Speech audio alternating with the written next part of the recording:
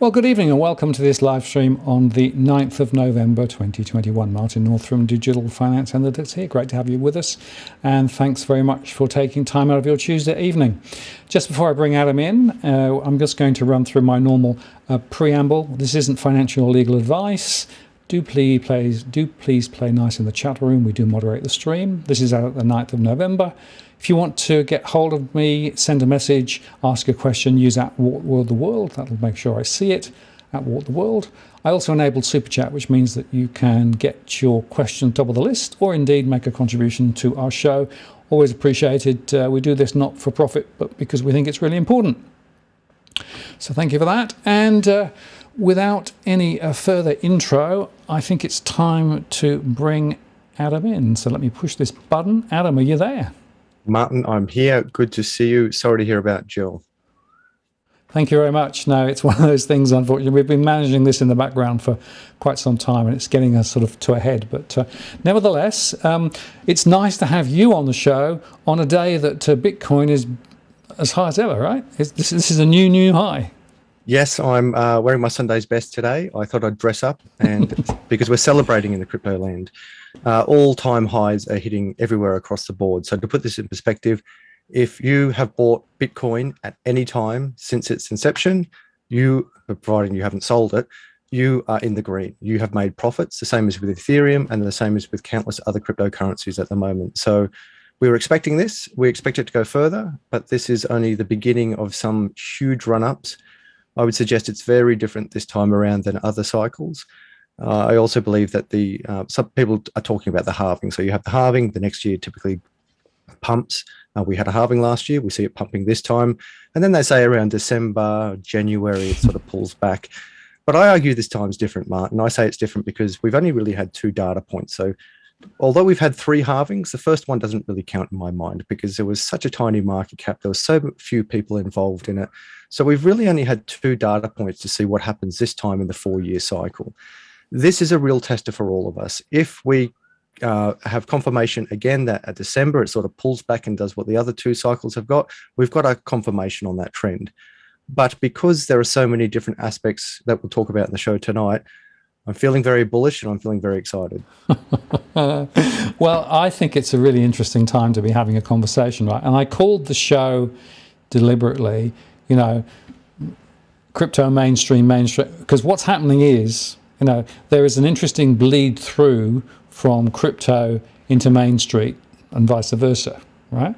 And what I want to do is I want to talk through some of those bleed throughs and try and make some connections, right? Because it seems to me that I'm fascinated by some of the things that have happened, but I'm also fascinated by the crypto community's reaction to those things as they happened, right? And I want to explore that a little bit tonight, as well as perhaps take, hopefully some good fact questions from the audience as normal, and we'll get into wherever we want to go to. But so that's the plan. But just before we go into that, the height of price means that, of course, now the value of crypto is higher than it's ever been, right? Do you have any sense of what how many trillion it is now? Yeah, so this is price discovery. I mean, no one knows because we've never been here before. But I really like looking at the diagram of, there's a physical illustration on, I think it's on Money Matters. I'll leave a link later. It actually illustrates how much money there is in the world. And one of the things that I learned when I got into crypto is no one really understood, except for the people at the very top, how much money there is in the world. And that's why when we saw Bitcoin going to its $1 trillion market cap and now heading possibly to a $2 trillion market cap, people are thinking, well, there's not that much money in the world. It can't really be done. But in fact, this is still just a tiny, tiny, tiny percentage of all the money in the world. Yep. If we took just 1%, Martin, from the derivatives market, forget the gold market, forget the real estate market, forget the debt market, the fiat market, just the derivatives market. If we took 1%, you would see more than a 10x of the market cap of Bitcoin. So there's more than enough money in the world, but it's been centralized in markets that the broader community don't have access to. Now that we have this new access to new forms of money and new money rails, so many people can get involved. It's all inclusive. What I really get excited about this is, first of all, it's a way of breaking away from the broken fiat system. There would be very few people on the planet who understand anything about money who would say that fiat is working. So what's the alternative? Well, some people say gold. I say you can't buy anything on Amazon or around the world with gold. You've got to carry a big piece of metal with you. So what do? Well, you go to a digital currency, and we're already using a digital currency in fiat. But of course, that's being printed beyond control. So Bitcoin has given us all an opportunity, from the richest corporations in the world, including banks, which we're going to touch on tonight, to the battlers in the poorest nations in the world. If you look at El Salvador as an example, they took a big risk. They accepted Bitcoin, or introduced Bitcoin as a legal tender within their currency.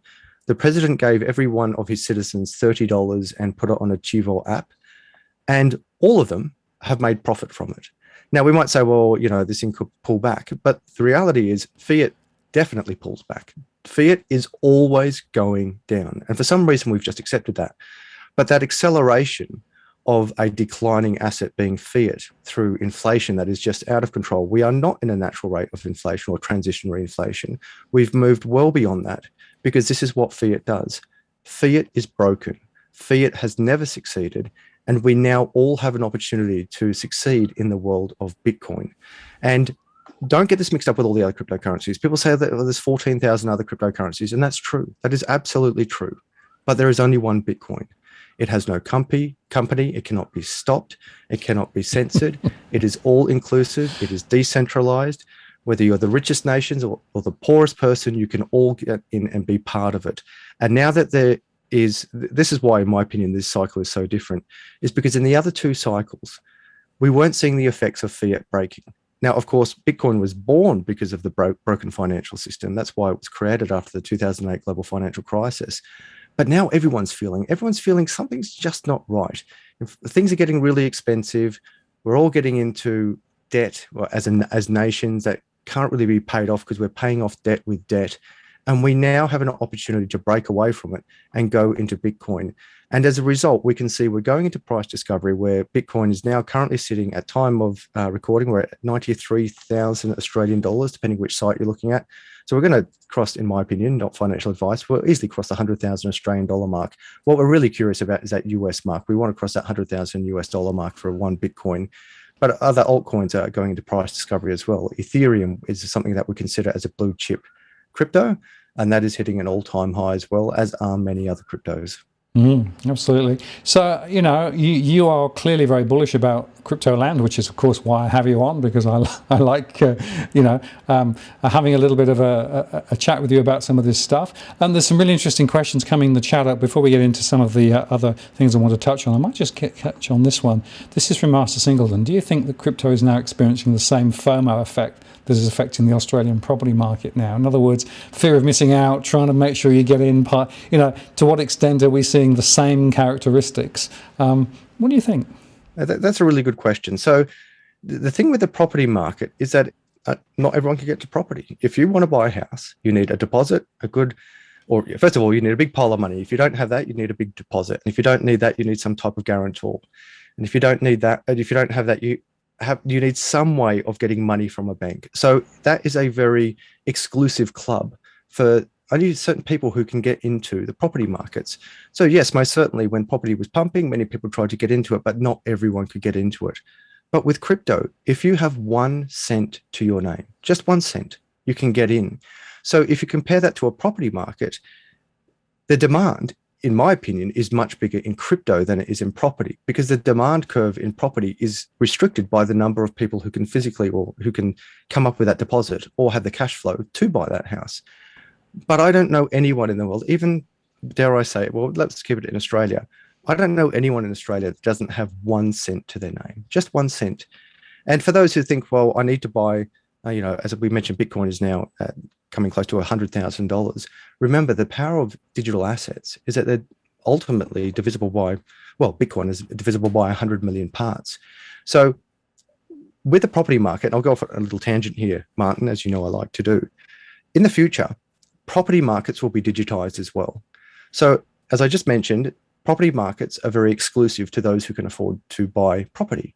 But once we take a land title or some type of asset title and digitize it, that can be broken into 100 million parts as well. So there will most certainly be a future where someone can buy $1 worth of a house, perhaps $10 worth of Sydney Harbour Bridge, perhaps 10 cents worth of a great painting. The power of digital means it can be broken up infinitely, and those portions, those parts, are treated as the same as a whole. That is, when the house goes up 10%, if you've only got 1% of that house, well, guess what? Your little asset has gone up 10% as well. So property markets and digital markets are completely different because one is all-inclusive and one is exclusive. I just wanted to get you to answer Vanessa's question too. Who announces the halving? I don't understand that. It might be just worth unpacking halving for those who may not have got their head around how this weird process works. Sure, Vanessa, great question. So halving is not how much is in existence at the moment. We're talking specifically about Bitcoin. So when Bitcoin was created, there was 21 million Bitcoins in the code. And when they come out of the code, you just don't go to the code and buy it. There's operators in the back, such as myself, miners, who are empowering the code to work. They run these machines called typically ASICs, application-specific integrated circuit miners. In simple terms, it's just a computer. A computer is running the blockchain in the background, and these computers use a lot of energy. But the reward for doing that is being paid in Bitcoin. But the Bitcoin isn't paid to the miners from those who are transacting. It's paid to the miners from the code. So when Bitcoin was first launched, every 10 minutes, 50 Bitcoins were released to the miners. They were called block rewards, and are still called block rewards. After 4 years, instead of 50 Bitcoins being released into the economy every 10 minutes, it halved down to 25 Bitcoins. 4 years later, it halved again. Now, it's not actually done by time, it's done by the number of blocks mined, but it essentially works out to every 4 years. So every 4 years, the block rewards get cut in half. We went from 50 per 10 minutes, then 25 per 10 minutes, 12.5 per 10 minutes, and we're currently at 6.25 Bitcoin block rewards per minute, per 10 minutes rather. So that doesn't mean that the supply of Bitcoin is cut in half. It means that the mining rewards released into the economy is cut in half. So these things are becoming scarcer because less are being produced, more people are holding them, and at the same time, some people have lost them. So as a snapshot of how many coins are in the world, 21 million will only ever exist. There's currently 18.5 million that have already been mined. So the last Bitcoin will be mined in about 2140. But at the moment, with that 18.5 million Bitcoins in circulation at the moment, we forecast that possibly as much as 6 million have been lost. So that means that there's a supply in the economy, in the global economy, of potentially only 12 million Bitcoins. And of those 12 million Bitcoins, we can see that 10 million have what we call diamond hands. They're not letting go of these things. And I'm one of them. I don't have that many coins, but I will not let go of them because, first of all, I believe in the technology. But second of all, why would I sell something that's going up just to pay a huge amount of tax on it when I could just hold that asset, borrow against it, not pay tax on what I borrow on, and live like the rich essentially live? So we forecast there could be as few as 2 million Bitcoins available on the market at the moment. And that is what is driving this price rise. We realize that after over a decade, the technology has proven itself. It has gone beyond just a speculative asset. It is now a payment network that all countries, companies, individuals, anyone can ride on the back of, just as many people rode on the back of the internet. This is now the internet of money. So if you're a poor country and you wanted to build a financial system, you can't do it. So what do? You ride on the back of Bitcoin, just as El Salvador did. They don't have to build their own financial systems, just as you and I don't have to build our own internet. We just ride on the back of the existing internet. So the halving occurs every 4 years, and that is the amount of mining rewards or block rewards given to the miners who empower or run the blockchain.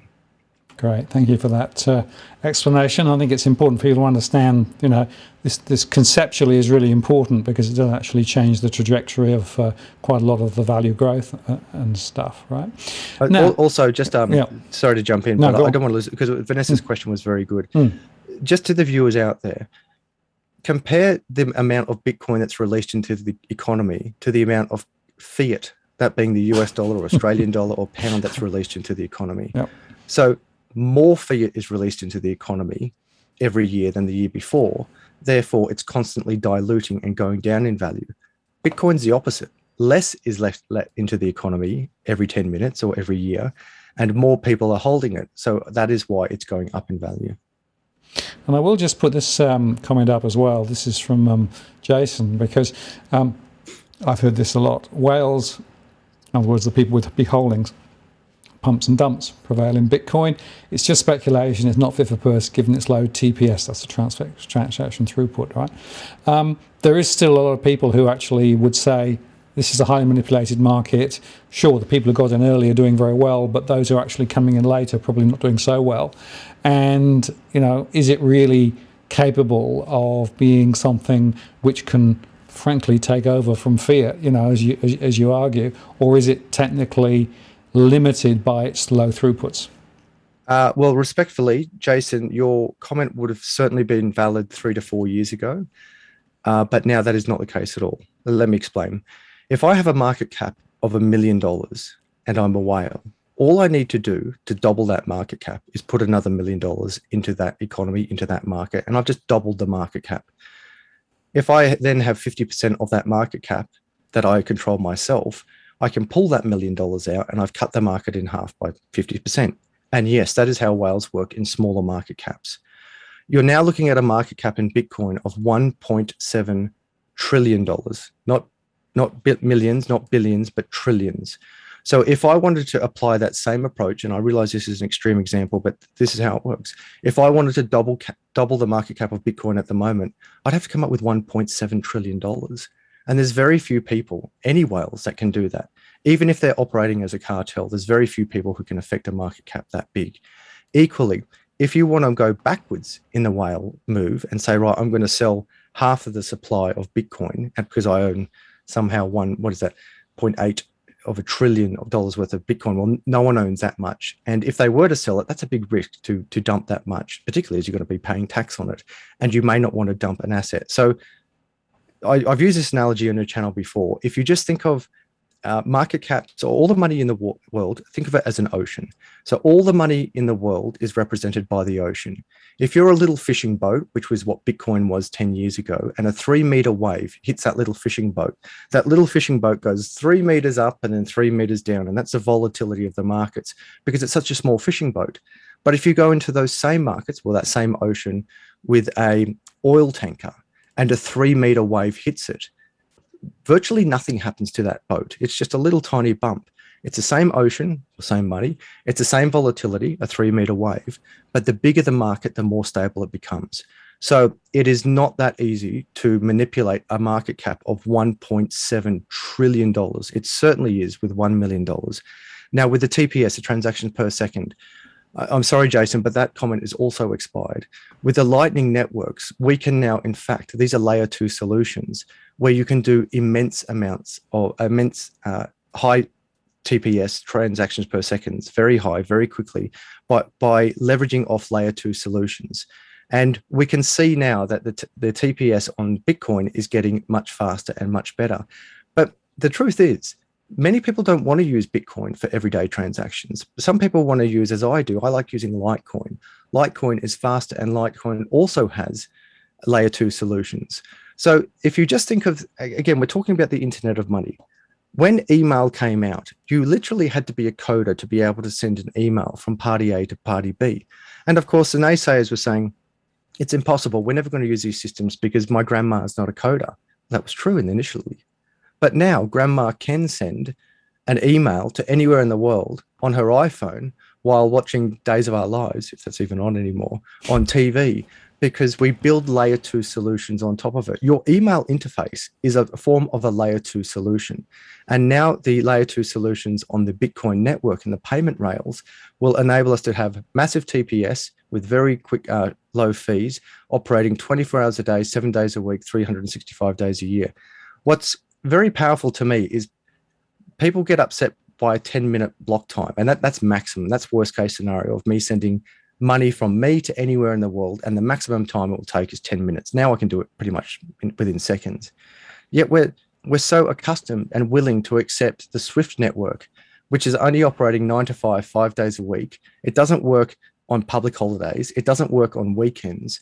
And we're quite prepared in the traditional financial sector to send money over 3 days. Well, now I can do it in less than 3 seconds without a middleman. So the SWIFT network, in my opinion, is dead.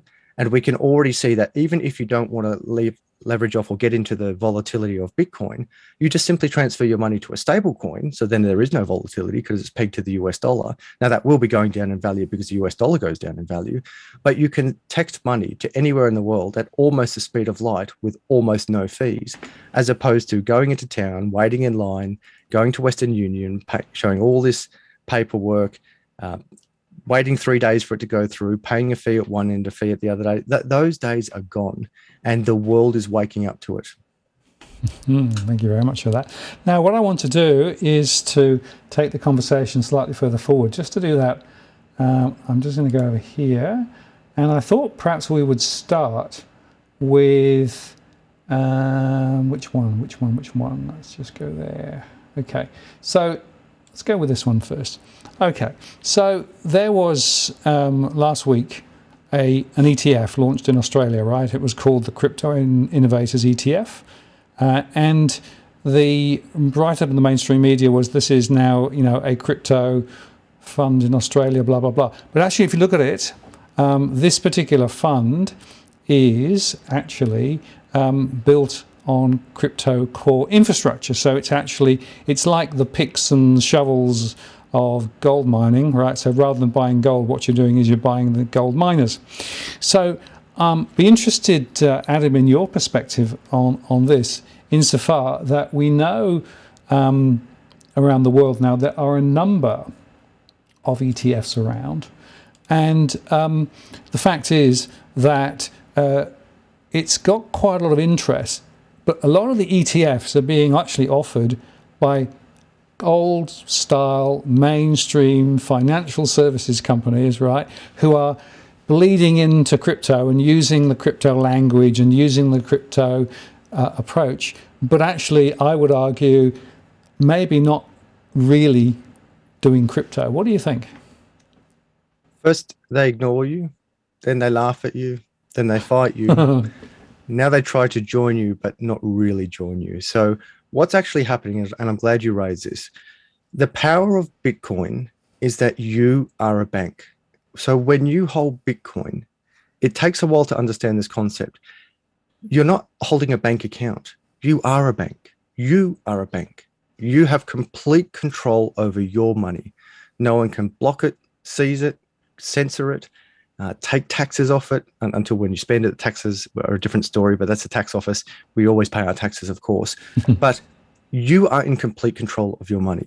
Now, what's happening, Martin, is as we transition from olden day prehistoric fiat systems that have not really evolved for over 100 years, they're trying to apply old models to new systems, and we just don't need them. We simply don't need them. Allow me to give it an analogy.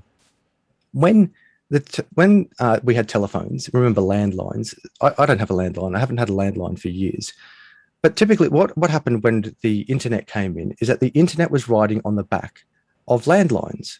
And then the internet created a better system. And we didn't actually need these modems. Remember the old dial-up modems that made funny noises when you picked up the phone? What actually happened was it inverted, and the telephone companies started riding on the back of the internet companies with voice over internet providers. So there was this transitionary period where they were trying to give us better deals on our phones. But now, of course, landlines have just sort of faded out and everyone has a mobile phone. And even within certain government departments, I have seen with my own eyes, contractors come in and cut all the telephone lines, the physical telephone lines at people's desks, and everyone is now operating with headsets at their computer and just Skyping through. You can't pick up a phone in many government departments off the desk because there's no phone there. It just doesn't exist. So we are in this transitionary period where olden models are trying to get your money to keep you investing into their olden day systems. But many people are waking up saying, why do I need this third-party intermediary who's going to take a commission, who's going to control my money, who could block it, seize it, they could go bankrupt, and then they take the money with it. They take your money with them when they go bankrupt. So just cut it away. Just don't worry about any of that. Now, I'm glad you also mentioned the picks and shovels of it. So I've been mining for years, and as I mentioned before, mining is both a person and a machine. As a miner, I own miners that empower the blockchain and allow transactions to go through. Now, many years ago, that we had these things called cloud mining services. So miners use a lot of energy and cost a lot of money and make a lot of noise. But the power of these miners is that they're completely mobile. So if you imagine the Commonwealth Bank of Australia or any bank, that uses a lot of energy. They try and hide it a little bit, but if you imagine the server rooms, the buildings, people driving to those buildings, fitting out those buildings, heating, cooling them, cleaning them, that's a lot of energy. And I can't pick up the headquarters of any bank from downtown Sydney and drop it next to a dam in China or Australia or a geyser where steam is coming out of the ground in Iceland, because those systems aren't mobile, whereas mining is mobile. And so you can pick up these miners and put them anywhere where the electricity is free or in excess. And that does exist a lot around the world. The issue with cloud mining, though, when you said, right, I can't afford to buy my own mining, but I'm going to go invest in those people who do the mining on my behalf. What happened was, because the price was volatile, some of those mining farms would go bust, and you've lost all your investment because you've now invested in a third party that has gone bankrupt. What was also happening with these cloud mine services is a lot of them were pyramid schemes. They were just Ponzi schemes, essentially.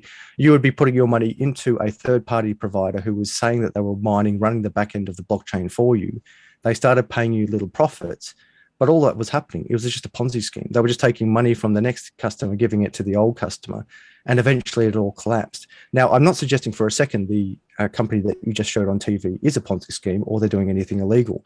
What I am saying is that you don't need to give your money to a third party. You hold your money, you be in complete control, and you enjoy the gains. By giving away your money to a third party, first of all, you're giving up fees, as in you're sacrificing fees, because they're going to take a profit from you, and that's fine. It's how business operates. Don't worry about that. You don't give fees to them. Keep the money yourself. You also, if you go with them, you're exposing yourself to the risk of them collapsing. Don't worry about them. The mining network won't collapse because it is completely decentralized. You can have a miner here in China, in Russia, in America, in Texas, as we can see massive mining farms set up. It is an all-inclusive environment. And if you really do want to invest in the picks and shovels of the crypto, buy your own miner. Go get yourself a miner. They're pretty expensive. They're pretty noisy. But if you really want to buy the infrastructure to this, it is all-inclusive. You don't need permission from anyone because this is a permissionless system. You don't need permission to buy a miner, plug it in, and start generating some returns. But just keep in mind, it is expensive and noisy to do that. But the point I want to make is that if you look at the proliferation of ETFs, and all those things there, right? There is a whole bunch of, old style financial services companies seeing an opportunity to basically import that old way of thinking into the crypto environment, right?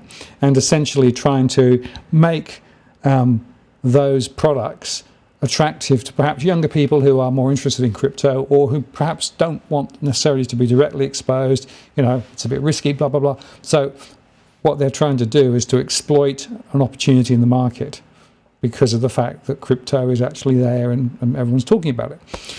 The question I've got, though, is that from a pure crypto perspective, which was decentralized, right? Nobody actually in control, nobody intermediating, right? I mean, on all of those points, those exchange-traded funds are exactly an antithesis of what Bitcoin was trying to do. That's right, but it goes back to the transition. I will actually just catch you on one thing you said there. You said it might be trying to attract the younger audience. No, the complete opposite. Okay. Younger people get the digital space.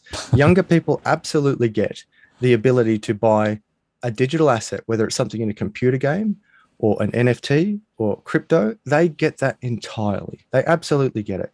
It's typically the older generation who are like, I really want to get to crypto, but I don't trust the non-double spend. And I get that. I was speaking to someone on my baseball team, really good guy, and he said, yeah, I still don't want to get to crypto because I still don't trust that you can't double spend, which is copy, paste. Now, this is a system that's been proven over 12 years.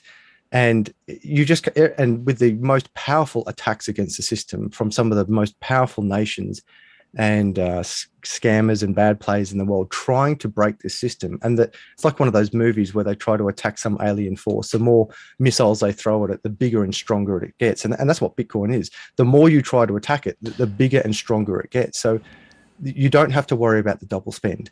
So what does this mean? It means that the younger people don't need banks anymore. And the younger people get that. The older people are not quite ready to let go. So I would suggest that the financial system is trying to ensure that, first of all, they want to hold on to their new customers. The new customers are the young people coming through saying, have you got Bitcoin? You don't have Bitcoin? I'll go somewhere where it does. And they're just walking away. And for ages, they were trying to stop anyone getting Bitcoin. But now they have to accept, okay, we should probably be, if you can't beat it, you better join it. But then the older generation, they've also been coming to their banks and be saying, hey, I hear about this Bitcoin that's doing so well. Gold's not performing, real estate's not performing, bonds aren't performing, my stocks aren't performing. But that 20-year-old kid over there has just bought his third Lamborghini. How do I get in on that? And for years, the banks have been saying, no, it's not real. It's a scam. It's drug money. It's terrorist money. Double spend. It's inefficient. And those customers say, all right, bank, if you're not going to give this to me, I'm going to go somewhere where I can get it. And then they come over to someone like me at the crypto.land and they just buy their own crypto and then they're in these markets. And the banks can see on their books, we are losing billions of dollars in market share. And if we do not move now, we're going to lose this forever. Now, I reckon they've already lost anyway, because as I said, people are waking up. They don't need banks anymore. Just as you don't need to go and buy an envelope and get a piece of paper and write all these words on a bit of paper, put it in the envelope, go buy a stamp, take it down to the post office, put it in a box.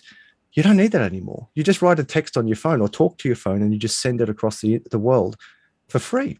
And remember, most phone plans now have unlimited phone calls because it's just so efficient.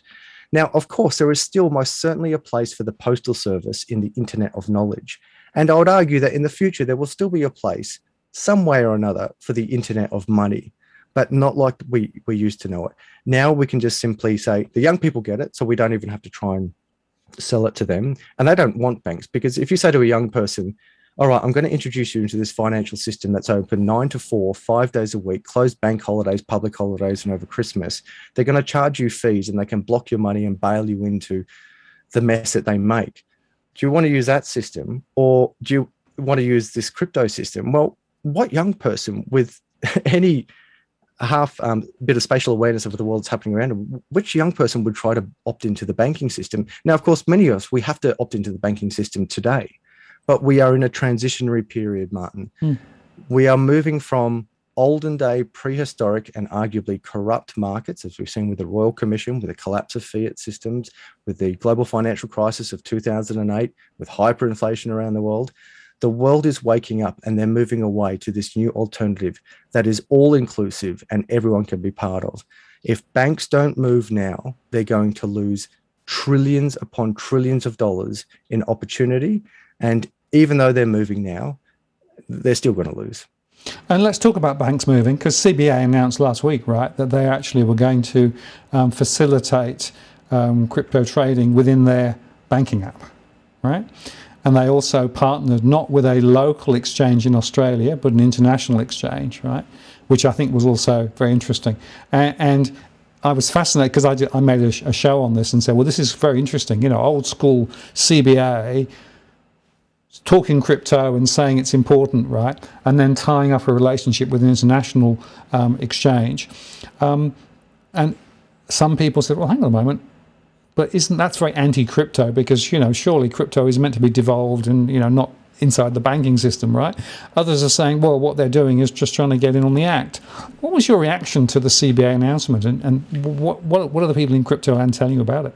Yeah, I mean, I could talk about this all day and I actually did make a video about it. So first of all, it's very disappointing that they didn't go with an Australian provider. I think that's appalling, quite personally. As an Australian, a proud Australian, there are very reputable crypto platforms in Australia, such as CoinSpot, that have proven themselves and are trustworthy. They could have offered this service to the Commonwealth Bank of Australia and they went abroad. I'm personally disappointed, and we're going to see leakage from the economy when our fees, or anyone's fees who use these apps, leak over to another country. So bad move there, I would suggest. Now, when we go into the Commonwealth Bank allowing Bitcoin on their net bank. So to our international viewers, the Commonwealth Bank is the biggest bank in Australia and about the 45th biggest bank in the world. And there's two sides to their internet banking. You really have NetBank, which is just for your everyday transaction accounts, and then you have CommSec, and CommSec is where you trade shares. And what's very fascinating about this, Martin, is that they haven't introduced Bitcoin into CommSec, into the CommSec application, which is specifically for stocks and trading. They've introduced it into their NetBank application.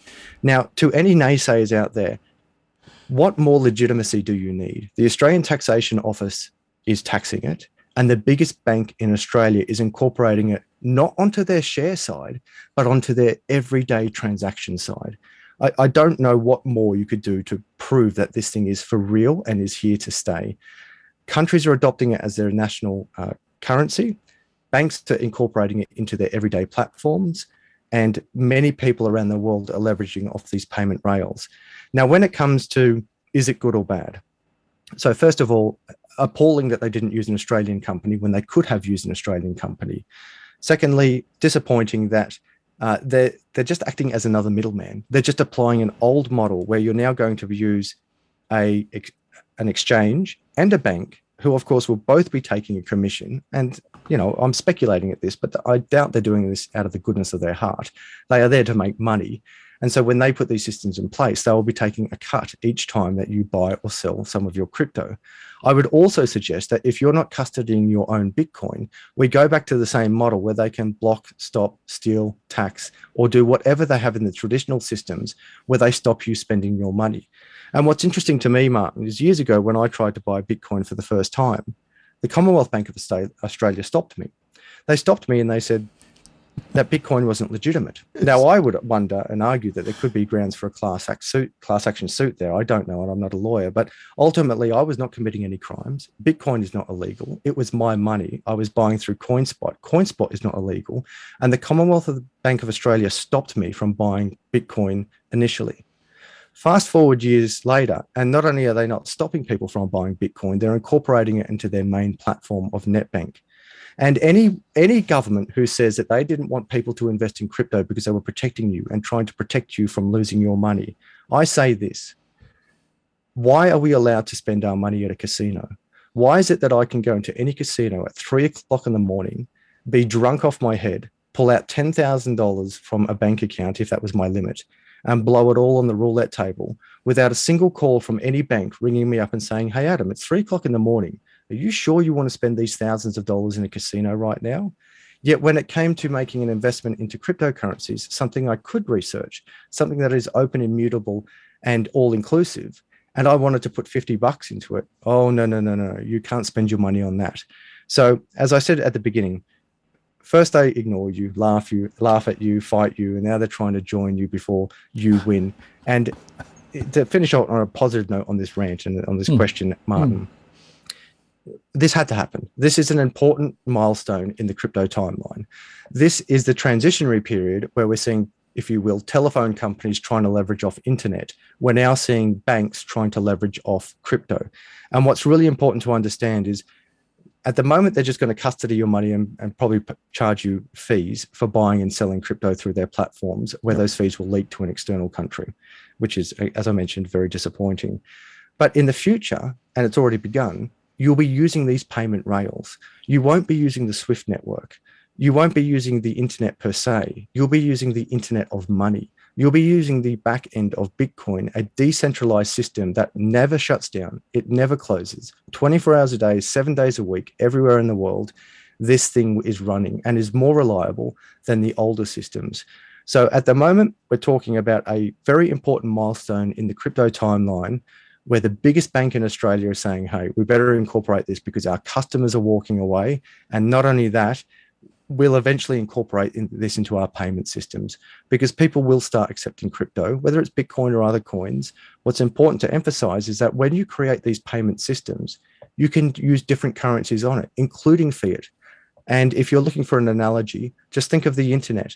What can I use on the internet? Well, I can use countless websites on the internet. I can send countless different types of information on the internet. whether it's noughts and ones, whether it's pictures, whether it's videos, whether it's this call that we're doing right now. It's one internet with many different forms of information transferring through that internet. Now that we have the internet of money that has proven itself, it'll be one internet of money, but with any type of carriage per se that you can put on those payment systems to transfer any type of value to anywhere in the world for almost free at the speed of light. And it's interesting because there was a couple of comments. I'll just put this one up because it's not totally true. By the look of Martin's face expression, he's not a fan of crypto. That was one from Eldon, and a couple of moments later who said, and I'm old school. No, actually, I get the potential of the digitalization of finance, right? And I regard the Bitcoin evolution as step one of a number of steps which are going to involve, right? And the interesting question for me is, in the future, we'll probably end up with a future where you don't have these large financial institutions because they're not actually needed anymore, right? If you take a digitalized view of the world. And so the idea of distributed finance and all those things, those are the things that really excite me. What I'm concerned about is that we're getting fixated on the sort of the, on the appetizer, Bitcoin, right? There is a main game, I think, beyond Bitcoin. And that is where I'm really interested, because I think that future is a very different future. And I can tell you, speaking to finance executives in the old world, many of them are shit scared of what this represents. And that's one of the reasons why they're now starting to put their toes in, to try and actually, one, understand what's going on, but also, two, to try and affect and control the agenda. And I think we're going to see a lot more of that. Let me defend you also. So Martin's had me on his channel. What are we up to now, Martin? Is this the fourth or fifth time? 4 or 5, yeah. We had made a couple of other shows too, yeah. Yeah, and you've been on my show a couple of times. And why I've really enjoyed working with Martin is because, first of all, in the very first episode together, I think, Martin, we were at almost opposite ends of the spectrum. I was pro Bitcoin, and you were, I think it's too speculative at this stage. But you never gave up on the curiosity of it. You always were interested in, hang on, I'm getting new information and I'm learning more about it. And I can see that there's something more to this than meets the eye. So by you maintaining your curiosity, you've opened yourself up to hopefully making money in crypto itself, but also learning how the new form of money will operate. What's very frustrating for me is some people who have done about 30 seconds research into Bitcoin, they say it's a scam. And I say, that's great. How? And they're like, oh, I can't touch it. And I'm like, well, when was the last time you touched an email? When was the last time you touched a Netflix movie? When was the last time you touched a YouTube video? When was the last time you touched the internet? Does that mean it's not real? And if you want to get philosophical, and that's why I like working with Martin, he's philosophical. When was the last time you touched love or hunger? Are these things not real? So the litmus test of not being able to touch it, to say then it's not real. I mean, that's just so olden days. So, but moving on from that, beyond just not being able to touch Bitcoin, I would argue you can touch Bitcoin if you want to print it onto a piece of paper and you have the private keys. You're then essentially holding what's like a banknote. You're holding Bitcoin in your hand. So you have come on this journey, but I'm forgiving of everyone, and we are in the crypto space. We are forgiving of everyone who is coming into the space now, because this is the greatest financial revolution that we've had in history. This is the greatest advancement, the greatest technological advancement we've had in the banking sector for over a century.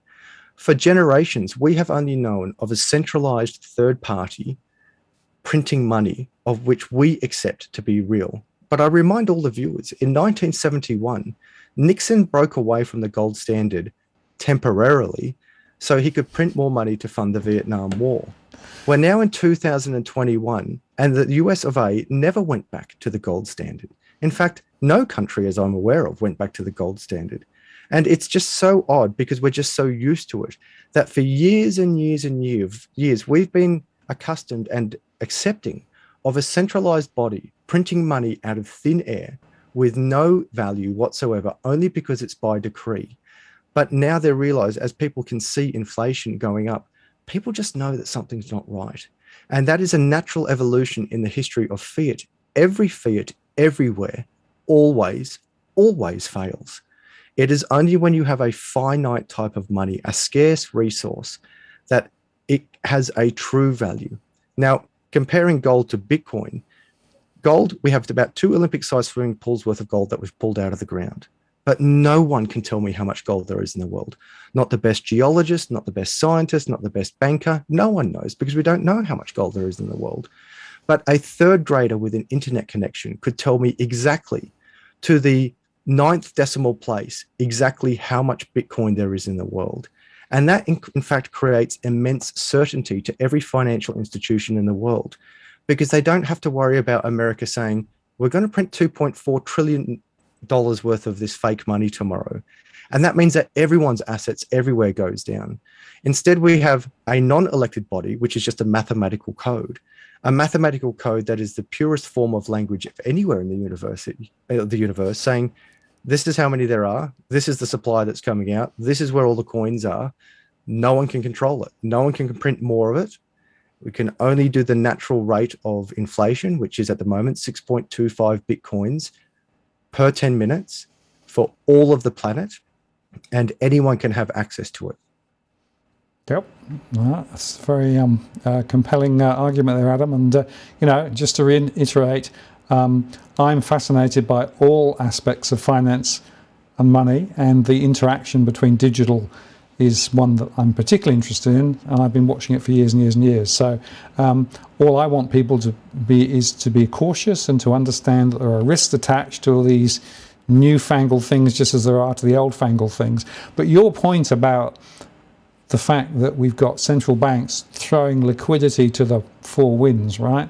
Massive amount in the last couple of years, devaluing the value of everything, creating a huge amount of debt in the system, creating financial instability. So it's not like we're jumping from, a really stable, robust system that served us well, right, into something else, right? The fact is the current system is pretty broken, right?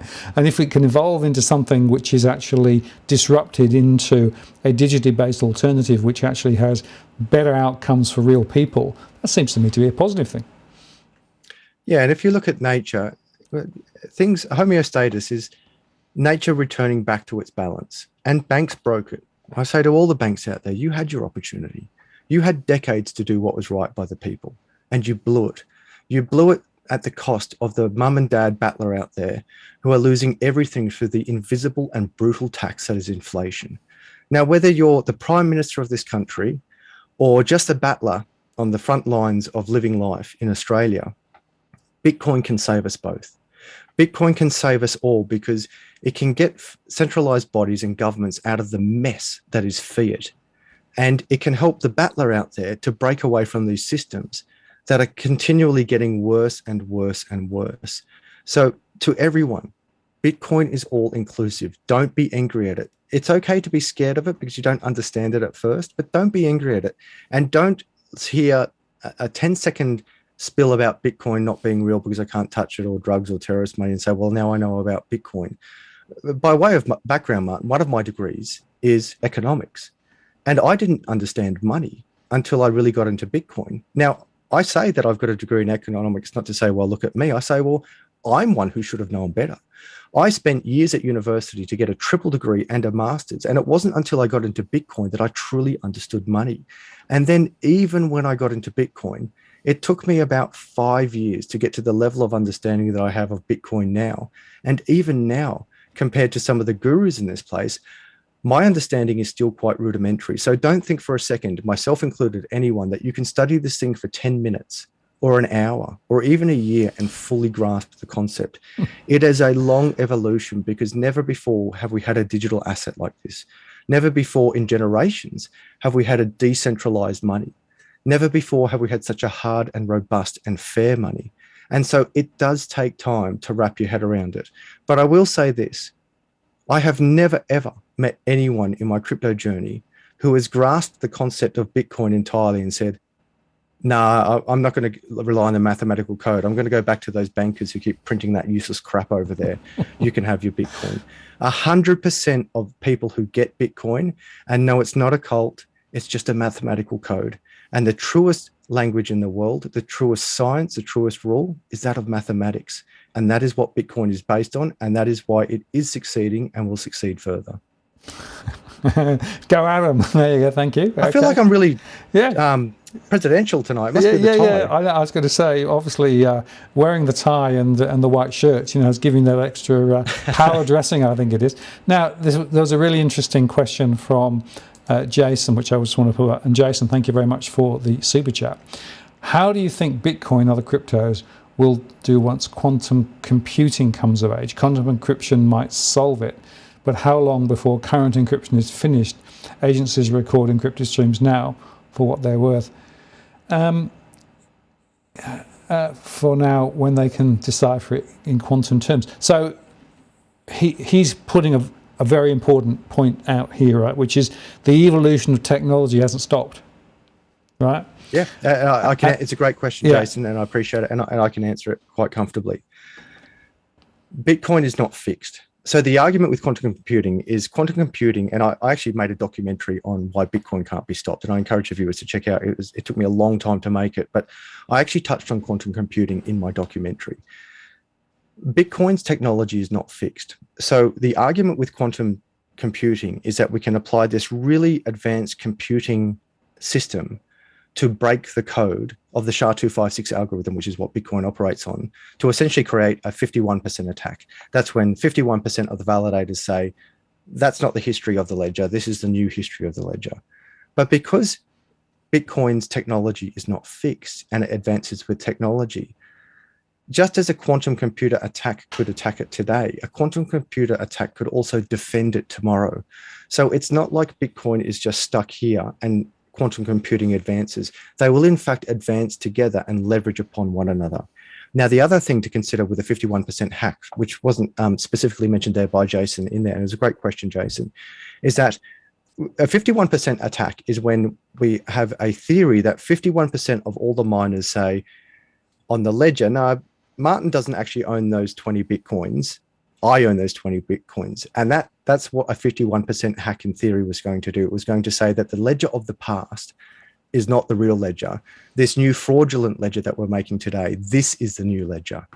But the problem with that is that we've discovered is that if you wanted to create a double spend or change a ledger, you would actually have to backdate all the blocks that have been mined behind you. And to do that, you would need unforeseeable amounts of computing power to undo the blocks of the past, so you could redo a block of today, by which time the network knows that it's being attacked and it forks upon itself and creates a new chain. So now you're chasing that new chain. It's like I was saying before, the more you attack it, the stronger it gets. What also happens in that instance, if you want to look at it as an economic term, if you wanted to create a 51% attack, the amount of electricity for profits, let's say you were doing it for profits, the amount of money you would need to do that would be similar to saying, I'm going to spend $1 million in computing power and electricity bills to get one $60,000 Bitcoin. And as an economic model, you say, well, why would I spend over $1 million to get $60,000 worth of Bitcoin when I could just go buy a Bitcoin? And so as a result, quantum computing, and because it's not fully established yet, but the theory is, and it's proven itself over time. Remember, the more people have attacked Bitcoin, the stronger it has got. And when Bitcoin was young, it was weak because it was in its infancy and there weren't many miners securing the network. So that would have been the time that it could have easily been attacked. And people did try to attack it. Hackers tried to attack it and they couldn't get into it. Now the network is so big and so strong, the amount of computing power is almost unfathomable. The ROI on implementing that computing power to break the code is not worth it. And as we introduce new technologies to attack the code, those same technologies can be used to defend the code.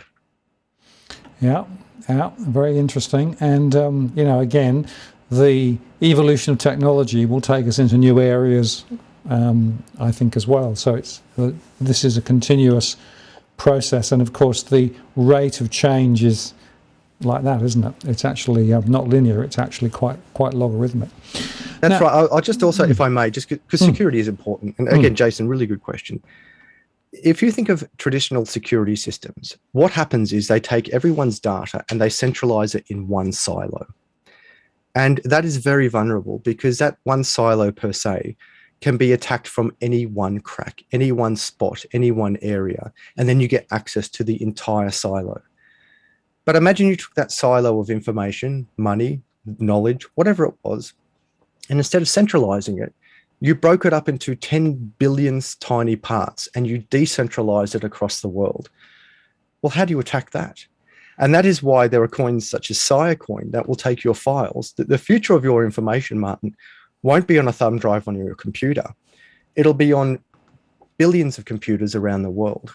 Why? Because if someone hacks into my personal photos, now instead of getting my whole archive of photos as an example, all they get is one pixel from one photo in one archive. And what's anyone going to do, as using photos as an example, with one pixel of one photo in one archive? They then have to go to another archive to get another pixel, but they don't know which pixel is with what. So Bitcoin was the first application on the blockchain that we were aware of. But what we can see now is that other technologies are leveraging upon this and decentralizing everything, decentralizing ownership and storage. Yeah, and that journey has just started, right? So we're not at the end state. And that's the point. This is a continued evolution, right? That's what I want people to understand, right? So this is a trajectory towards an end state that is uncertain. And, you know, it's not clear how this is going to play out. But it's a bit like when that first block of mobile phone, you know, I remember the very first mobile phone, which was a sort of a thing this big, right, with a big antenna on the top, right? I remember the guys in the UK saying, this is, you know, really, really important. I was thinking, yeah, sure, well, yeah. And now you look at the mobile phone and what you can do today, right? It is a completely different environment. And of course, the infrastructure built around it now is completely different. And I think that's the analogy we should be thinking about in terms of finance as well. Well, that's right. And just on the mobile phones, remember, mobile phones became so good. We could get them so small that we actually had to say, well, actually, as humans, we don't like phones this small. We remember there's that movie Zoolander where they made a phone. He had this tiny little phone. He's like, hello. And it was a bit of a joke, but it showed us, and it was, you know, a comedy. But the truth is with mobile phones, the technology got so good is that we can make phones in our watches now. But we actually reverse engineered it and said, well, no, actually, that's too small. Let's make it a bit bigger. And another thing that happened on the phone network, and we do draw these analogies because remember, the phone network leveraged off the internet of knowledge, whilst this new network is the internet of money. And that's not just a catchphrase. It will take you a little bit of time to understand what is this internet of money. And it's essentially this decentralized, secure way of sending value and storing value amongst anyone, anywhere for virtually free. But when we leveraged upon the internet lines, that is old phone systems, we used VoIP, voice over internet providers. The lines were so clear, so digitally perfect that when you picked up your landline phone and you tried to listen to it, you'd be like, hello, is this working? And the reason why people were sure it wasn't working is because digital was so perfect that there was no analog distortion. So what phone companies did was they actually reverse engineered and they put a very quiet, a dim hum, a fake static in the background. So we knew that when we picked up these digital phones that were immensely efficient, that we could hear some type of fuzz or hum or analog distortion in the background. So we were comfortable with it and accustomed to what was happening in the background. So digital is so effective that sometimes we have to actually draw it back, not because of a restriction on the digital networks, but because of a restriction on our human minds and adapting to these units. And of course, that is what's happening at the moment, Martin, is that banks introducing crypto are the analog phones saying, well, we better put that analog hum in the background because if we don't, people won't be used to it. Yep, absolutely. Now, let me just take the conversation slightly further, right? Because ASIC also came out with some guidance in the last little while, and I might just put that up on the screen briefly. And I think it's quite significant because basically ASIC said a number of things, I'm just going to put it on the screen now, about crypto assets, right? And I don't know how many people have looked at this or haven't looked at it, but it's actually very important because there are a lot of comments here, I think, that actually are worth understanding. So there's an information sheet about lots of different things. For example, the regulatory signposts around issuers of crypto, intermediaries, mining and processing, asset exchanges and trading platforms, investment products, wallet providers and custody service providers, and also consumers. And they go on then to talk about things like what you should consider when offering crypto assets, right the way through to what is misleading or deceptive conduct in relation to crypto assets. This is a very, very important piece of work. And to my mind, and Adam, I don't know what you think, but to my mind, this is, again, an example of essentially old style regulation being read across and somewhat imposed on crypto land. And I guess the question is, again, what are the crypto communities thinking about this? I mean, are they not worried about it? Or is this actually a fundamental, again, an intrusion of old world into new world? Great question. In the first instance, we have to face that most of it is about tax and two certainties in life, death and taxes. And the reality is crypto was initially treated like old stocks, that is traditional stocks. So if you liquidated it, there was a gain, and if you had a gain, you had to pay tax on it. If it was done within 12 months, you had to pay a capital gain on 100% of your profits. If it was done after 12 months, you had to pay it on 50%. This trickles over into other government departments, such as ASIC. But the core of it all is, they would argue money laundering and anti-terrorism. But remember, money laundering is done through the banks. Need proof, go to the Royal Commission, look at the fines. That's not an opinion. The reality is the big boys with the big amounts of money, they will launder money through the mainstream banks. They don't launder it through Bitcoin, because if you launder it through Bitcoin, there is a digital trail and you can very easily be caught. So you go through the banks. Now, if you're a low or a small player and you want to do bad stuff, again, you don't do it with Bitcoin. You do it with the US dollar. The number one currency for terrorists and for criminals around the world is the US dollar. And that's nothing against the good people of the United States. It's just a reality of where you've got a global currency in a physical form that can be moved very quickly and is constantly being printed and be smuggled to a certain extent without a digital trail. You use the US dollar. So governments are going to have to reinvigorate and reinvent the way that we look at money. Let me give an example. If I do a job and get $100 per hour, let's keep it low. I get $20 per hour. I earn my $20, and then I go to the shop and I buy something.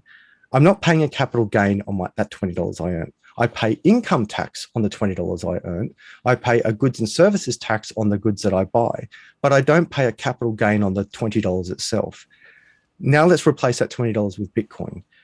If I work for you, you pay me in Bitcoin, or we don't really have any commerce. I'm not really interested in doing work because I don't want fiat. I don't need fiat. I need Bitcoin, and I want Bitcoin.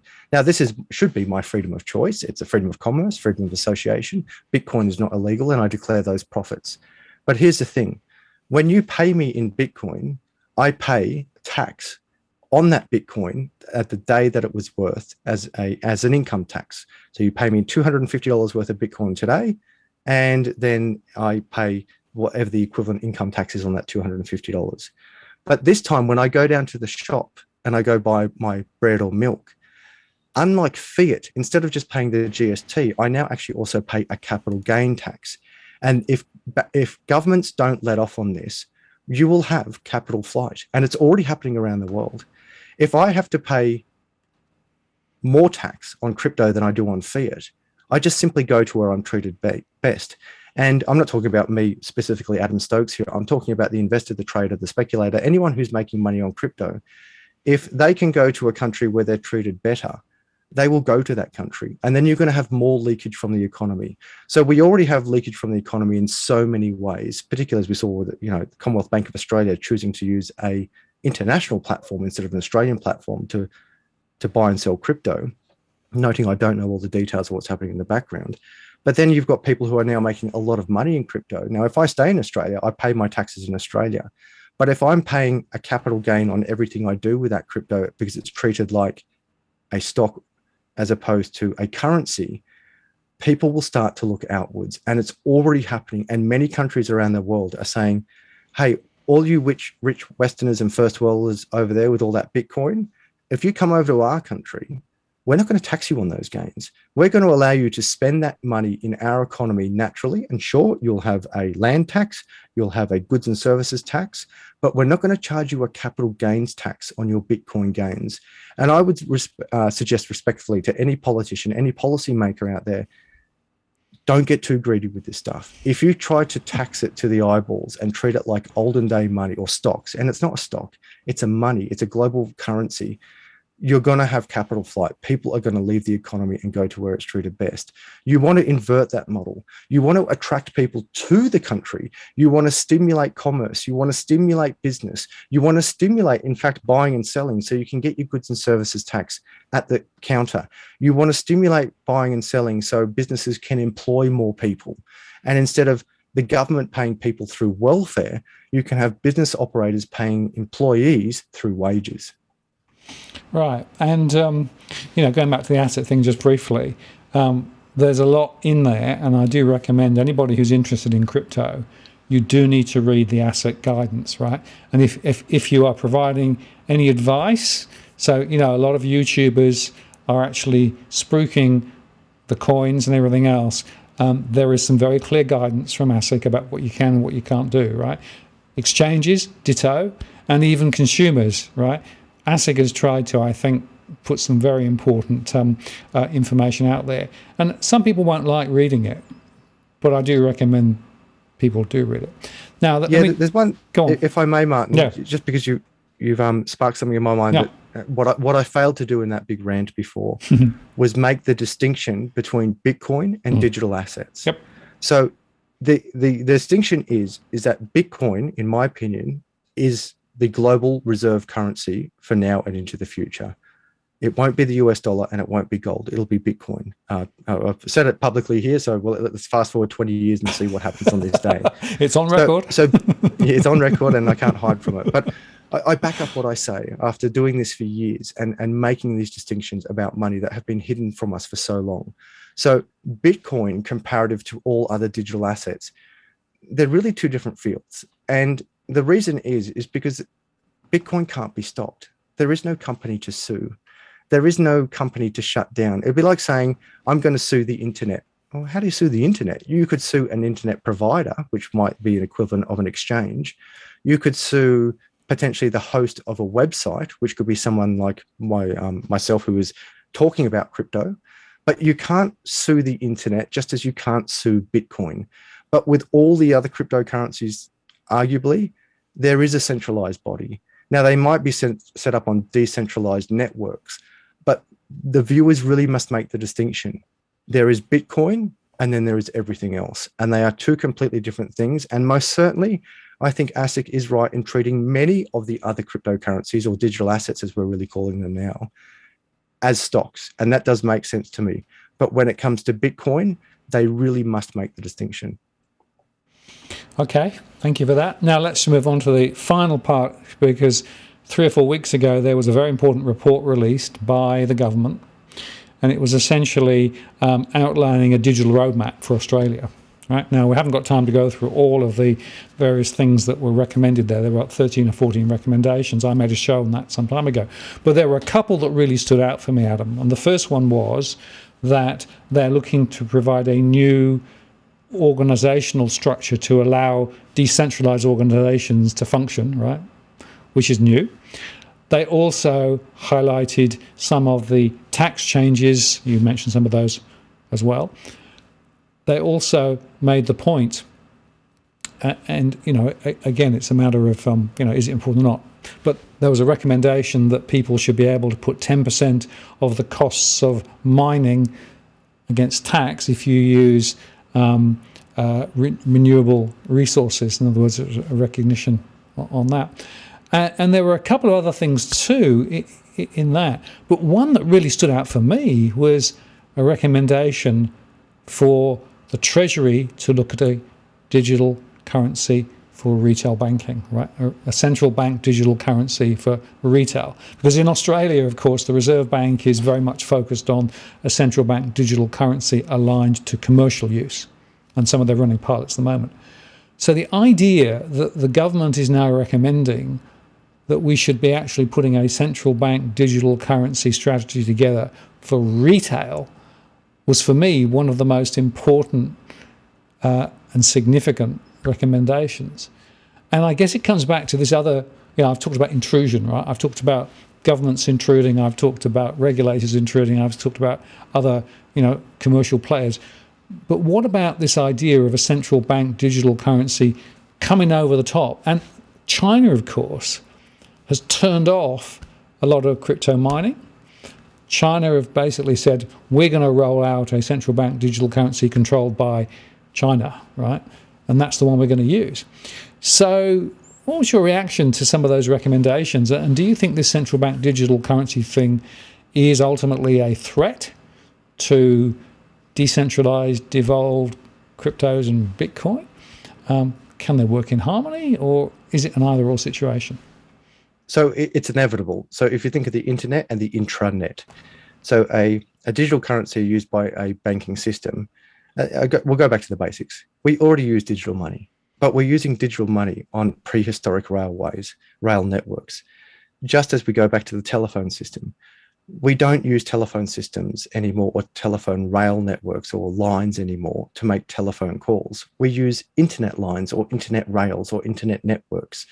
Now, once we're on those internet networks, do we want to use an internet or an intranet? Well, it depends what you're doing. Sometimes you do want an intranet. You want a centralized system so you can move either information or value around on those systems, on those rail networks. So the important distinction to make here, Martin, with the networks is you have a token or an asset or a coin, and that may be something like Bitcoin. And that is only the tip of the iceberg. That is merely the store of value on that system. But in the background, you have the Bitcoin rails, the payment system, the internet of money. And that is a system that is available to everyone. Now, when you're moving around assets on the internet of value, sometimes you want to do it in an open source and sometimes you want to do it in a closed source system. But in any case, both are far more efficient than the old systems that we've been using. So there is no doubt in my mind whatsoever that Australia will not adopt a digital currency one way or another, just as there's no doubt in my mind that any country who turned their nose on the internet failed. Any country who turns their back on the internet of money will fail, and the rest of the world will move forward.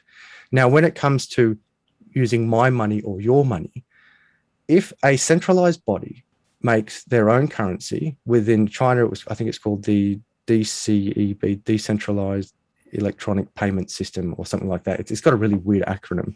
Now, in Australia, if we make our own, calling the Australia coin, you're now back to a fiat system. Why? You're back to a fiat system because you've got a centralized body who can just press print and print and print and print.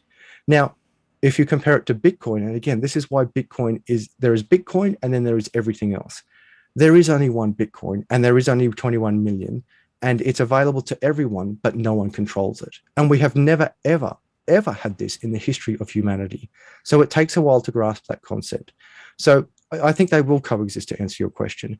I think you will have the new digital gold of the future, which is Bitcoin, a completely decentralized and immutable way of storing and moving value at the speed of light for almost free. The payment systems that this can leverage upon, but also now the technology where we can leverage upon this and do lots of different things. I keep using the internet as an analogy because they do actually line up a lot. When we first invented the internet, we said, well, what do we do on the internet? And we're like, well, maybe we could send emails. And that's what we did. We just sent emails. And that's Bitcoin. What do? We'll just send value back and forth. But of course, when we first made the internet, it was a bit slow and clunky, and you needed to be a coder to be able to write all the lines of Linux to be able to send an email from point A to point B. And even when you could write that code, it would still take 3 days to go through those information networks. Just as when Bitcoin first started, it took 10 minutes to go through the networks. But now with the layer 2 solutions, we can do it at the speed of light. But going back to the internet analogy, there is not a single government department in Australia, or probably any first world nation for that matter, that doesn't have the internet. And of those government departments, many of them have intranets where they're using their internal systems, leveraging upon a greater technology. So I think some argue that XRP will be that digital token, that we have huge liquidity pools, that we can send immense amount of value very quickly and very securely and very easily without any friction around the world. Others argue that they'll make their own currency. But then we go back to the philosophy of a free market. Which currency is more appealing to you? One that is based on a mathematical code that has a fixed supply of 21 million, or one that's based on a government or banking practice of an unlimited supply, open to corruption, open to endless printing, which subjects the people to the brutal and invisible tax of inflation through them not putting up your tax rate, but simply printing more imaginary money. Bitcoin is not imaginary money, but a centralized currency such as it's called the DCEP, that's the one for China, digital currency electronic payment, or anything that Australia makes, they will be unlimited. And then it goes down to the free market. Will we accept that money or the other money? And this all actually leads into war. I'm concerned that there's going to be a war. And the reason why I'm concerned that there's going to be a war is because fiat is a money of war, whilst Bitcoin is a money of peace. Now, if you look at the history of the petrodollar in simple terms is the US dollar, and the US dollar is the petrodollar. And if you and I want to exchange oil with one another, we have to lean on the US dollar to do our trade. And anyone who says, I'm not going to use the petrodollar anymore, can expect to see a few aircraft carriers sitting off their shoreline to say, you will be using this money. And I don't want to get too political, but the reality is fiat is a money of war, whilst Bitcoin is a money of peace. So why do we use a money that is printed without limit? Well, in the first instance, we didn't have any other option. There was only that money to use. But in the second instance, anyone that had the audacity to stand up to the petrodollar and say, we're not going to use your money to sell our oil, they had to deal with the consequences of aircraft carriers sorting them out, shall we say. So that leads now to, what are we going to do when we've got an option? Our government, and governments, I'm not telling what governments what to do. I'm forecasting the predicament they face. Do they force their money down your throat when you've got another option? And if they do try to force their money down your throat per se, what are the consequences for that? And the consequences for that may likely be war. If I don't want to accept the US dollar anymore, but I do want to accept Bitcoin, is it my democratic right to say I don't want the US dollar, or do I have to fold to the US dollar? Equally, if other people want to use a different currency, and I'm not talking about avoiding tax here, most certainly pay your tax, declare all your earnings. But why do I have to use a money that's printed without limit, that is constantly going down in value, when I can now use a value that has a finite supply that everyone can see and everyone can access, and it's a level playing field for everyone? If I had an ability just to press print, and you had to accept my fake money for real value, that's not fair. But that is what fiat is. And fiat is not fair. But if we have the coin of Bitcoin where everyone is on the same level, whether you're a superpower with 14 aircraft carriers or an Indian farmer with a bit of cattle and a hoe to plow your fields, it's a level playing field. And that is why this currency is so powerful and so threatening to centralized bodies who have had this control in the past, and so liberating to so many generations of people who have not been able to access these financial systems. But as I keep trying to emphasize, it doesn't matter who you are. We're all equal and we're all even on this one. I also would like to close off this little political rant with this. If you're on the left or right of politics, that's okay. That's okay. You can be on the left or on the right, but let's generalize the left and the right for a second. If you're on the left, you generally hate big business. And if you're on the right, you generally hate big government. Well, Bitcoin actually appeases both these parties. We've never ever had a money that actually appeases both the left and right of politics by evening the playing field of reducing some of the centralized power of both banks and governments, but doing it in a fair and transparent way. Well, I'm going to put to you, Adam, that the central bank digital currency is going to happen. It's going to be rolled out, clearly. Absolutely, it will be. It's going to be a matter of control. And, everything from being able to receive stimulus money direct into your digital account at the central bank, right, that you can then spend on certain things, right? Because, of course, digital money can be controlled in terms of where and how you can spend it, when you can spend it. It can actually also have a sell-by date on it, right?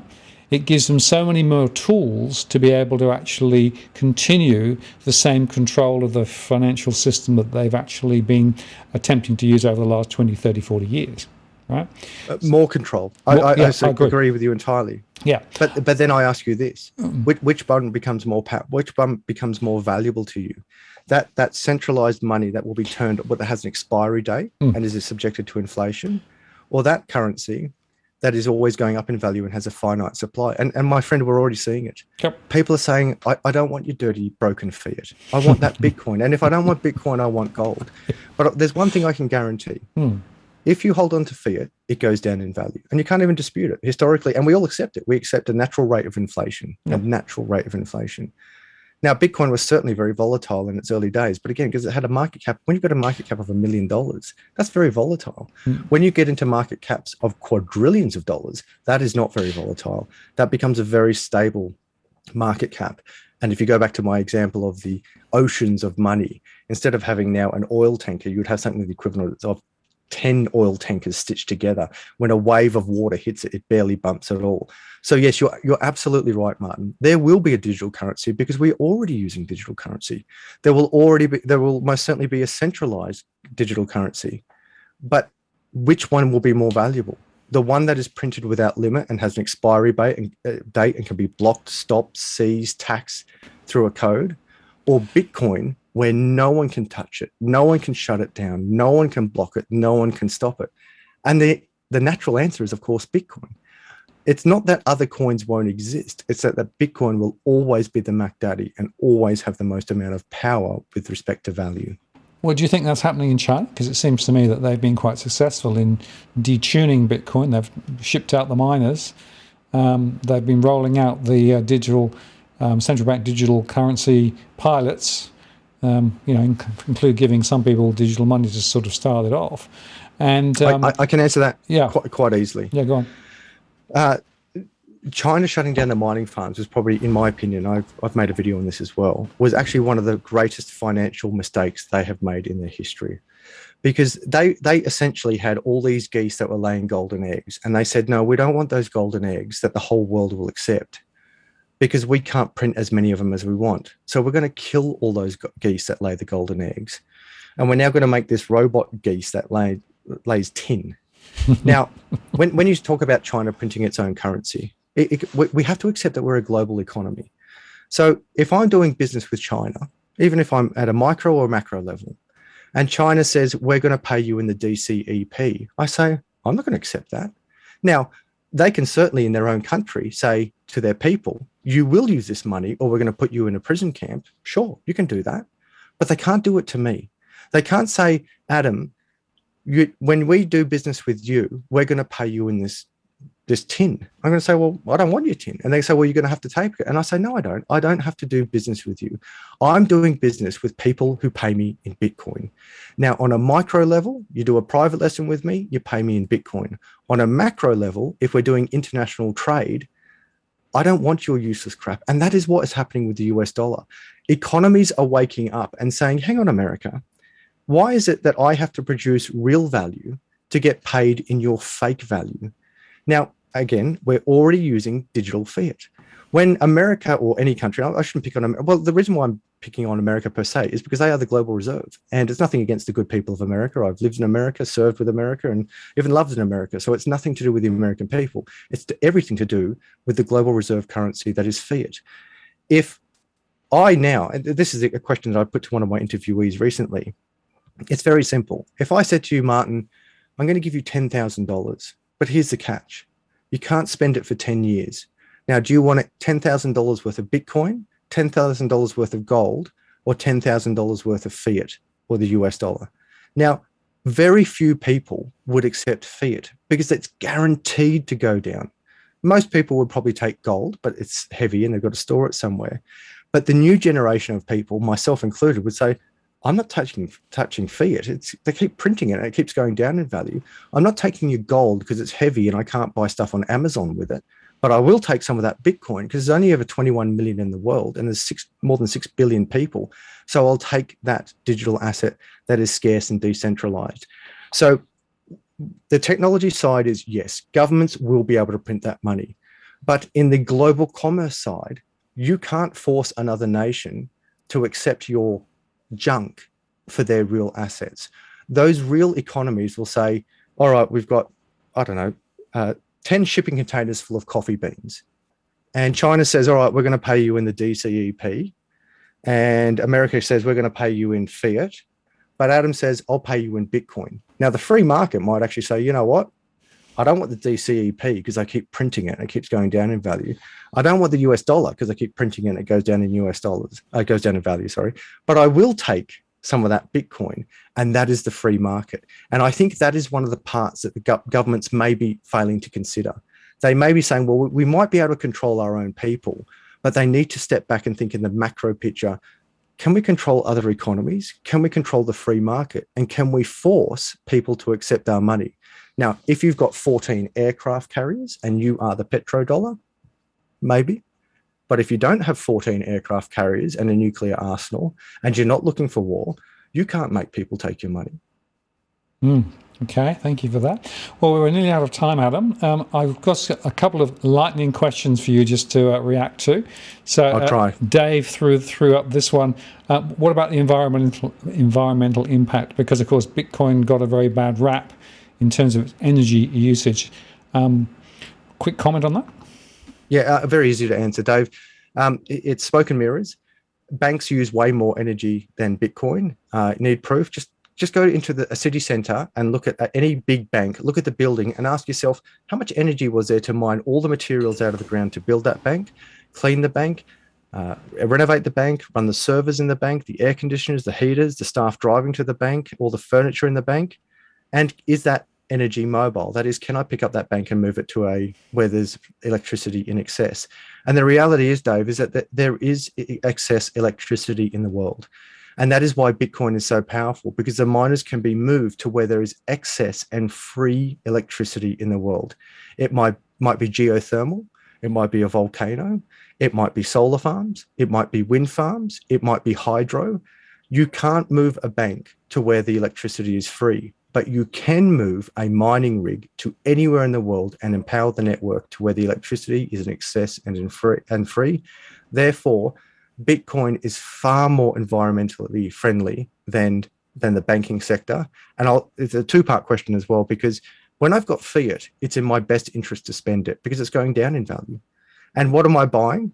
Landfill junk, crap that takes a lot of energy from the earth one way or another and ends up in the ground. But when I've got Bitcoin, I don't want to spend it. And that, in fact, is good for the environment because I keep holding this asset that goes up. So I don't buy the landfill junk anymore. So beyond operating on a more efficient system to where the electricity is in excess, I'm now no longer wasting it on plastic landfill that is destroying the environment far faster than the mining networks that are plugged into free and excess electricity. Thank you very much for that. And last little question for now. This came from Vanessa earlier on. Why is Bitcoin quoted in US dollars or Aussie dollars? Very good question. And I can answer it easily because the US dollar is the global final financial currency. So that the US dollar is a unit of account. I argue that we should no longer be looking at the price of Bitcoin comparative to the US dollar because it's kind of like a seesaw. As the US dollar plummets in value comparative to Bitcoin, Bitcoin starts to go up in value. Yep. So what it should be measured in, the next closest thing we've got is gold. It should be measured in ounces of gold, not the price of an ounce of gold, but how many ounces of gold it could buy. So I have often argued that Bitcoin is, to answer your question, it's measured against the US dollar in most instances because the US dollar is a global currency. But in the future, it should in fact be measured against itself. Bitcoin will be the global currency. But when you ask a kid in the future, when you ask a child, how much is a Bitcoin worth? The kid will look at you and say, what do you mean? A Bitcoin's worth a Bitcoin. Just the same as today, if you said to a kid, what's a dollar worth? I would say, well, a dollar's worth a dollar. Or they might say a dollar's worth a Freddo Frog. In the future, they might say a Bitcoin's worth 1,000 Lamborghinis. But it should really be measured in ounces of gold. I would be arguing that today, Bitcoin could buy, 30 ounces of gold, 40 ounces of gold. Right. And that's actually an interesting perspective because I keep talking about what I call the value anchor, which is basically where do you pin that point of certainty from, right? Is it gold? Is it Bitcoin? Is it the US dollar? Where is it, right? Because actually you get very different stories depending on where you pin it. So Peter Schiff, I had him on my show last year, and he believes that you pin it on gold. Gold is the linchpin. Everything else should be relative to gold, right? And other people say, no, it's the US dollar that's and it really does completely change the perspective as to how all of these movements are relative to each other. And I think that's a very interesting conundrum in terms of trying to understand where we actually are. I agree with Schiff in that instance. If anything, if it's going to be pinned to anything, it has to be pinned to gold, because at least we know that there's 2 Olympic-sized swimming pools of gold that we've got in the world. But how much fiat is in the world? Well, guess what? The US government does not know how much fiat they've got. Nobody knows. Can that... Exactly. So the M1 and M2 money supplies have been completely blown out. Yeah. So how can we value anything against the US dollar? And of course, the whole world is waking up to this. We need to pin it to something where we know the supply. And there's only one thing on the planet where we know the supply. That's Bitcoin. We don't even know the supply of gold or silver or platinum or anything. There's an argument that we'll find lots of gold in the bottom of Grand Canyon or an ocean or an asteroid. And what's that going to do to the value? Yeah. No, absolutely. Now, just as we end, there was a very long string of conversations in the chat about decentralization, right? Can we just very briefly, in the last few seconds, just pick up this, which is, when he says it's decentralized, what do you mean by decentralized? Because there are people in the chat saying, no, it's not decentralized at all, right? So can we just clarify that, just to finish up? Sure. Think of money as a ledger. Think of money as a piece of paper that says, Adam's got $1, then Martin's got $1, then Jenny's got $1, then Joe's got $1. It's just a ledger. Now, where is that ledger stored at the moment? It's stored in a centralized body that we call a bank. Now, that bank can lose the ledger, distort the ledger, hide the ledger, or do whatever they want to the ledger because it is centralized in their control. And we know through royal commissions that they can't be trusted. So how do we take a ledger and decentralize that? How do we take this information and we decentralize it? Well, that's what Bitcoin has achieved. The reason why we centralized it in the past is because we didn't want to have a double spend. If we had the ledger everywhere, everyone could just say, well, actually, Adam's got all the money. And Jenny goes, well, no, I've got a copy of the ledger. Jenny's got all the money. And John's got a copy of the ledger. And he goes, no, John's got all the money. In the past, that decentralized model of a ledger, it was difficult to comprehend because it's like, well, how can it possibly be decentralized? But through the blockchain and through mining blocks, and something I need a lot longer to explain, but come over to my channel where I explain it there. We now essentially, in simplest terms, instead of keeping that ledger in a potentially corrupted organization, we now actually say everyone holds the ledger. And if anyone makes a change, everyone has to agree to it. And the everyone are nodes and miners. And if I try and do something dodgy and I say, well, actually, Adam Stokes now owns all the Bitcoin in the world. Well, there's over 1 million miners that would beg to differ and say, we disagree, we're not validating that block. In the past, it had to be a bank. When you buy money, spend money rather, the bank says, when you do your tap and pay at the FPOS machine, at Bullish or at Coles or any supermarket, what's happening is it's going to a centralized body and saying, does Adam have this money? A centralized body says, yes, Adam does have that money. We authorize the transaction. And for our power of authorizing that transaction, we're going to take a little cut as well. A decentralized model is exactly what I just described, but instead of when I tap my card, it going to one central body saying, Adam's got that money, it goes to an unlimited supply of copies of that ledger all around the world. And as long as more than 51% of those people agree that Adam's got the money and he can spend it, we authorize a transaction and it goes through. And that creates immense fairness in financial systems and stops centralized bodies having any power of corrupting those ledgers. Okay, thank you very much, Adam. Well, we're at the end of the show. Didn't get to all the questions as normal, but nevertheless, thank you very much for your time. If people want to get more information about you and your channel, where do they go? Sure, come over to my self-named channel, which is Adam Stokes. Everyone's welcome there, and I'd love to have you on the channel. Also, if you want to do anything crypto safely, go to the crypto.land. That's the crypto.land, where you can buy your own crypto, do what you want with it, and hold it in your own power. Also, if you want to read my book, 28 Trader Tips, The Art of Trading, it's a book where it focuses more on the art of trading as opposed to the technical analysis side of trading. It's had some really good reviews. It's very easy to read, and it's available on Amazon. Thank you. Well, appreciate your time, Adam, and as always, very interesting and intriguing discussion. And I think my takeout from this is the intrusion of old world into new world is happening quite fast. It's shaping the future, but the future is not yet certain, and I'm not sure how it's going to play out, but it's certainly going to be an interesting time. And my own view is the future will be digital. It's a question of, frankly, whether it's going to be decentralized or whether it's going to be central bank digital currency, and who's going to win, I can't tell. Interesting times. I believe in democracy, and I now believe in the democracy of money, and I encourage you all to be part of it. Adam, thanks very much. Appreciate it. And we'll do it again soon, eh? Thank you, Martin. Wishing you and Jill all the best. Thank you. Appreciate it. I'm going to take you offline now. So there you go. Thank you very much, folks, for hanging with us at the end. Thank you very much for all the super chats. Really appreciate it. And look, whether you agree or disagree, in a way, it doesn't matter. This is about having the conversation, about the debate. Hopefully you've learned something on the way through. And next week, I just want to say before I close that we've got a very interesting debate going on next week. I've called it The Politics of Economics, with Steve Keen and Victor Klein, both, of course, attached to the New Liberals. We're going to get into Steve Keen's new book. We're going to talk about some of the strategies that he's got in terms of dealing with debt and also the limitations of the current political system that we have. So great time to answer questions and think about how politics and economics are in a deadly embrace, perhaps not to our mutual benefit as individuals and a society. So mark your diary, and I look forward to seeing you next week. And I want to say thank you for hanging with me. I'm glad to say that my wife is sound asleep, so that's good. And I did also just want to show you the two dogs are downstairs, just around the corner from the studio, sound asleep. They have not moved the whole of the evening. So I think that's quite funny. I wondered if they were going to make a lot of noise, but they're both sound asleep. So there you go.